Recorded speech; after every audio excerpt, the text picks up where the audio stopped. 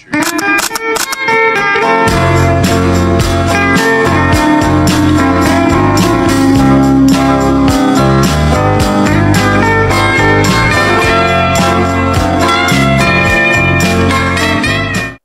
up guys, Hare Krishna, Radhe Radhe, my name is Maud and welcome back to a brand new video. So guys, আমিও সকাল সকাল চলে যাচ্ছি আমার দাদুর বাড়িতে। আর আমার দাদুর বাড়ি কিন্তু একটা গ্রামে অবস্থিত। আমাদের বাড়ি থেকে আমার দাদুর বাড়ি প্রায় 2 ঘন্টার রাস্তা। আর সেটা যদি ট্রেনে পড়ে যায় তাহলে যেতে সময় লাগবে 2.5 ঘন্টার মতো। দাদুর বাড়িতে যাচ্ছি শুধুমাত্র একদিনের জন্য, সাথে যাচ্ছে আমার মাসিমণি আর আমি।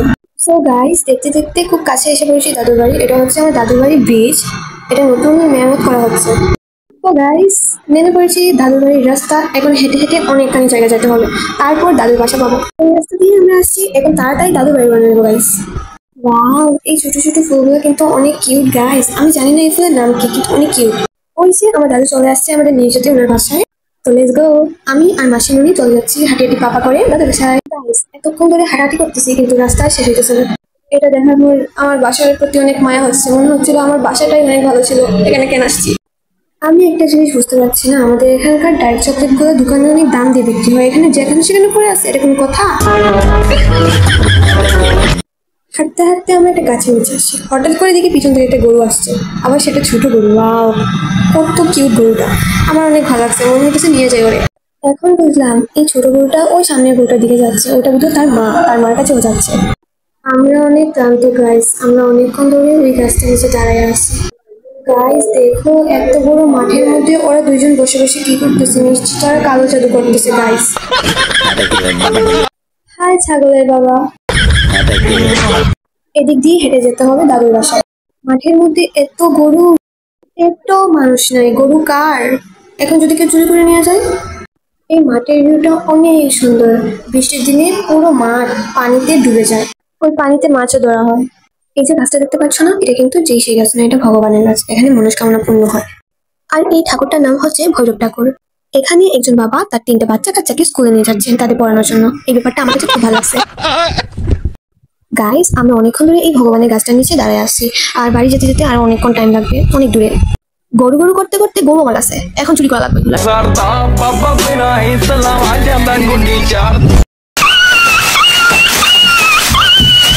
আজ চুরি করবি না ভাইয়া, আর কই কেন? গাইস, ফাইনালি গরু চুরি করার পর দাদুর বাসায় আসলাম। গরু চুরি করার আনন্দে আজকে আমি নিজের হাতে মাটির চুলাতে দাদার বাসায় চা বানাইবো, এটা স্পেশাল চা হবে গাইস। এই দেখো চায়ের ডেক আর সবকিছু গ্রামের জিনিস ভাই, কালি টালি ভরা, তোমরা মাইন্ড করবে না প্লিজ। এদিকে আমি মাটির চুলাতে আগুন ধরাইতে পারি না, আমার দিদিমা আমার এই মাটির চুলাতে আগুন ধরাই দিবে। এখন দেখি দাদু চুপি চুপি জানি কই যাইতেছে, তাদের বললাম আমার নিয়ে যাও, তাদের বলে আইস না ভূত আছে।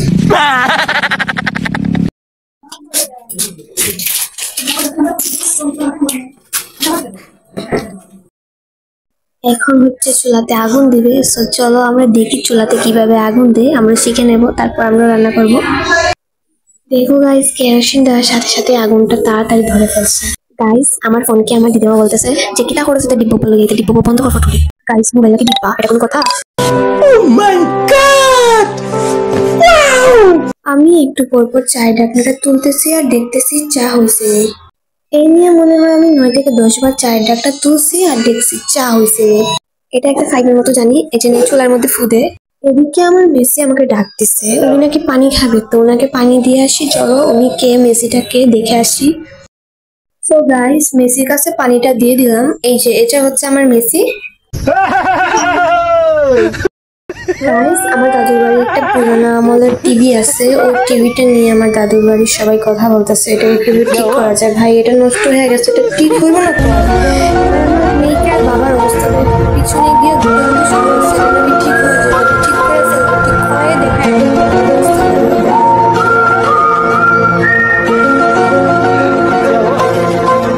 তো আমার দাদুর একটা ছোট মিনি দোকান আছে, তো আমি এই দোকানের দিকে যাচ্ছিলাম, হঠাৎ গিয়ে দেখি ব্যাং দেখার পর আমি যেদিক দিয়ে আসছিলাম ওদিক দিয়েই দৌড় দিই।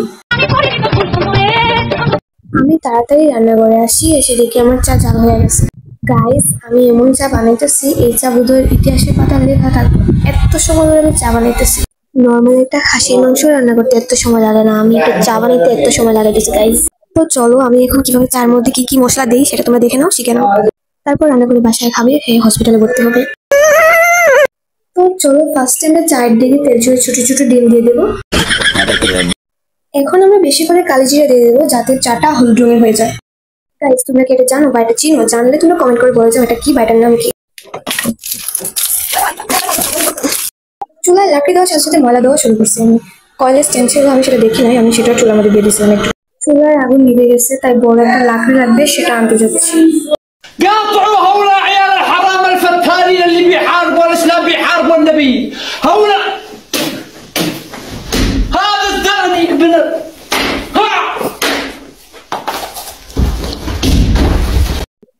লাকড়ি টান দিয়েও খুলতে পারতেছি না, তারপর আমার দিদিমা এসে আমাকে লাকড়ি ফেলা দেয়।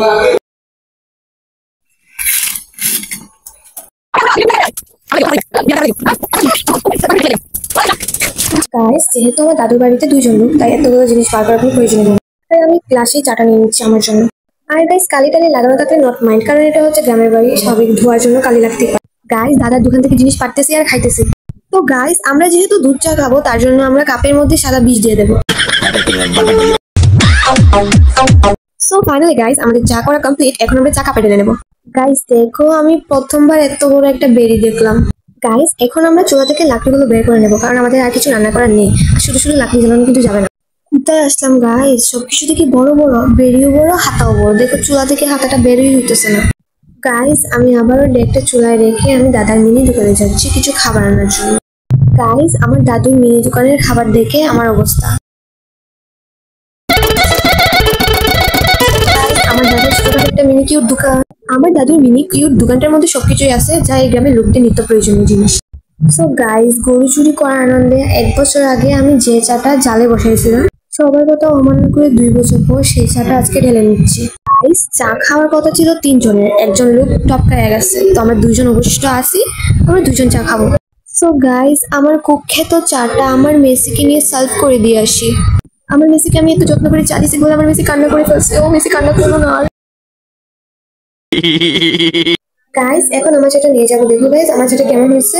গাইস চায়ের মধ্যে কিন্তু ছালি পড়ে গেছে, চুলার ছালি। আমার মেসি বলতেছে যে চা খেয়ে রিভিউ দেবে। বাহ কি সুন্দর রিভিউ দিল আমার মেসি, বাহ। তো দেখো আমার দাদুর দোকানে 15 দিনের সাদ্দামও পাওয়া যায়। আজকে সাদ্দাম দিয়ে আমরা চাটা খাইছি। আমার মাসি বলে সাদ্দাম খাবে না, অনেকেই খাবেন, সরি বাটার বন খাবেন। আপনি বড়টা খাই না, এখন কেমন হয়েছে? আপনি বড়টা খাওয়ার আগে যে রিয়েকশন দিলে জন্য খাইলে দিতে পারবা। ওই সেতে আর সালাদ না খুবই নয়, বনটা স্বাদ নাই কিন্তু মজা লাগে। এতক্ষণ আমি চা নিয়ে নমুনা করছি, এখন আমি খাওয়া জিনিস নিয়ে নমুনা করতেছি। এতক্ষণ পরে এখন মুখে দিলাম চাটা। গাইজ এখন আমি তোমাদের দেখাবো আমার দাদু দিদা সকালে খাওয়া দাওয়া কি দিয়া করছে। আজকে আমার দাদু দিদা খাওয়া দাওয়া করছে 2 ধরনের শাক, তারপর হচ্ছে মাছের তরকারি, ভাতটা শেষ হয়ে গেছে, মাছের তরকারি আর না। এদিকে আমার বাবা আর আমার মেসি দুজন মিলে মেকারি শুরু করছে। দেখো গাইজ আমার দাদার বাসায় সবকালে শুধু লাকড়ি আর লাকড়ি। তো গাইজ এখন আমার দিদা পানি তুলবে আমাদের খাওয়ার জন্য, যেহেতু তার কল আছে তো কল থেকে পানি তুলবে। গাইজ আমার দাদুর বাসায় কিন্তু ভূত আছে। গাইজ চলো এখন আমি তোমাদের ভূতগুলো দেখাই। গাইজ তোমরা এখন আমার কথা মতো তোমরা মোবাইলটাকে পুরো ফোকাস করো, ভালো করে ফোকাস করো। এখন দেখো ভূত। দেখো গাইজ আমার দিদিমা আমার জন্য আম তুলে রাখছে যাতে আমি আমের ভর্তা খেতে পারি। দেখো গাইজ আমার দাদুর বাড়ির রাত্রেবেলার ভিউ কি ভয়ঙ্কর, তাই না?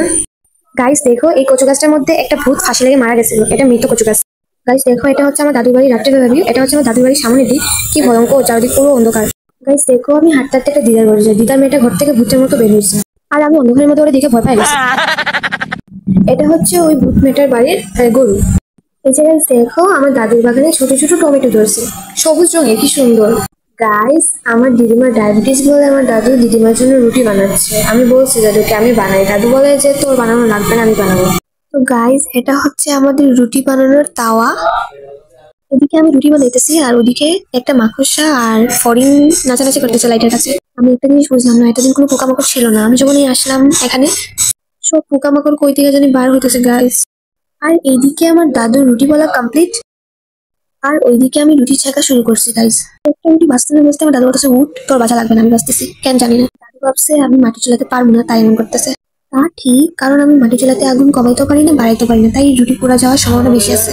দেখো গাইজ কি আগুন।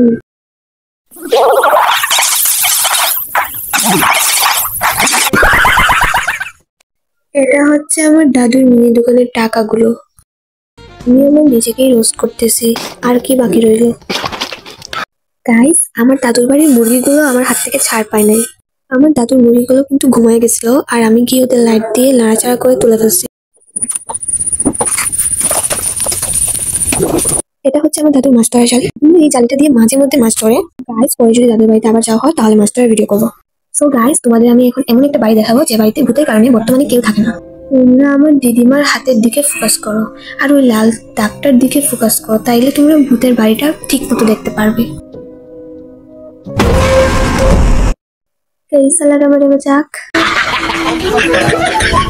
এখন তোমাদের দেখাবো একটা পুকুর, সেটা ভালো করে দেখা যাচ্ছে না, অনেক নীল ভিতরে। ওই পুকুরটাতে ভূতটা স্নান করে এসে। বাইরে শিয়াল ডাকছে, তাই বেশিক্ষণ আমরা বাইরে থাকলাম না, ঘরের ভিতরে চলে আসলাম। এখন দরজাটা বন্ধ করে দেবো। আমার দেখা সব পোকামাকড় চিপা চাপা থেকে বার হওয়া শুরু করছে। এখন ঘরে এসে দেখি একটা মাকড়সা। আমি কই যাবো, আমি এমনি ভয় পাই। पगली अगर चेहरे पर